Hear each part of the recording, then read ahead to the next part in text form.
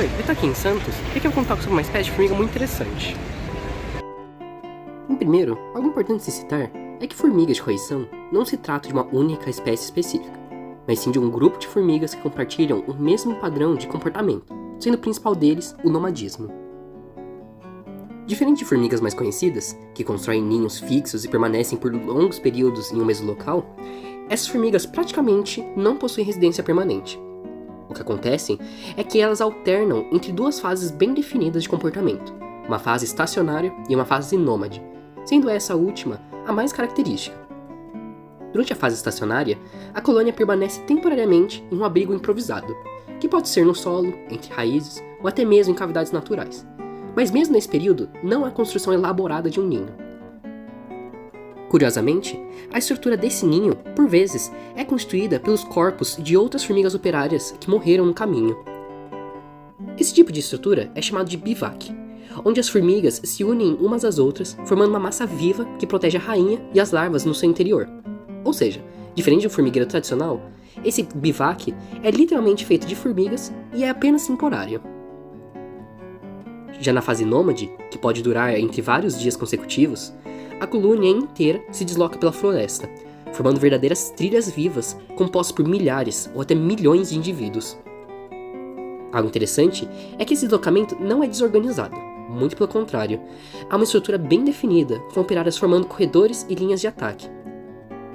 Essas formigas são conhecidas por suas chamadas correições, que são investidas em massa contra qualquer pequeno animal que esteja em seu caminho.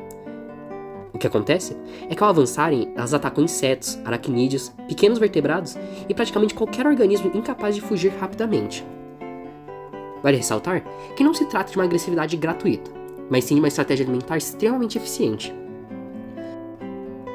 Ao invés dessas formigas esperarem que o alimento venha até seu ninho, como a maior parte das espécies de formigas, elas levam suas colônias até o alimento.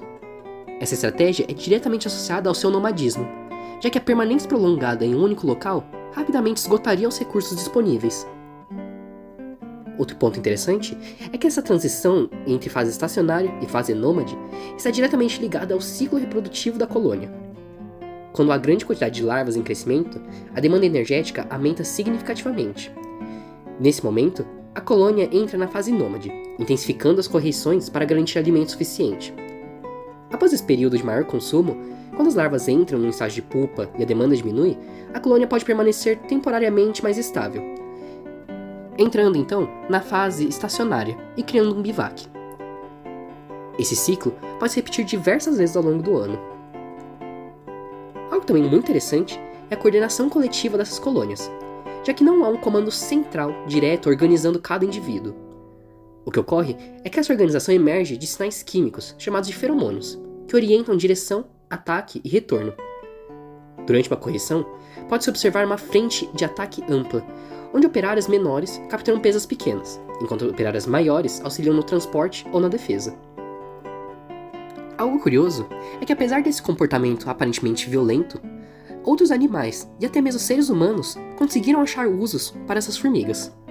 Por exemplo, algumas aves seguem as correições não para comer as formigas, mas sim para capturar insetos que acabam fugindo da fase nômade dessas formigas. Ou seja, o deslocamento dessas formigas altera temporariamente toda a dinâmica ecológica da região por onde passam. E com isso, algumas espécies podem se aproveitar para conseguir mais alimento. No caso de humanos, existe também um uso muito interessante para essas formigas. No caso, algumas espécies de formigas de correição possuem soldados com mandíbulas enormes e com muita força. Com isso, algumas tribos indígenas aprenderam que é possível utilizar dessas mandíbulas como meio de curativo, em que feridas maiores ou mais profundas poderiam ser facilmente fechadas com essas mandíbulas. Então, bastando simplesmente soltar a cabeça da formiga de seu corpo para que a ferida conseguisse se manter fechada por tempo prolongado. Algo a se mencionar é que as formigas não são em si perigosas aos seres humanos, mas podem sim se tornarem pragas em residências. O que acontece é que caso uma casa esteja no caminho dessas formigas, elas não farão questão de desviar da mesma, mas sim começarão a invadir a casa. Por conta disso, deve-se tomar cuidado com essas formigas. Não existem casos de complicações relacionadas às formigas, mas ainda assim deve-se tomar cuidado por conta da inconveniência não só da sua invasão em massa, mas por suas picadas, que são descritas como muito dolorosas. A picada em si dessas formigas é descrita como uma sensação de ardência.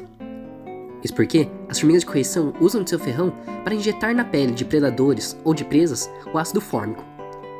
Essa picada não chega a ser fatal e raramente gera complicações.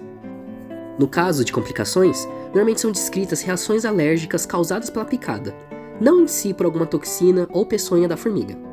Com isso, ela não é em si perigosa, mas pode dar uma picada dolorosa.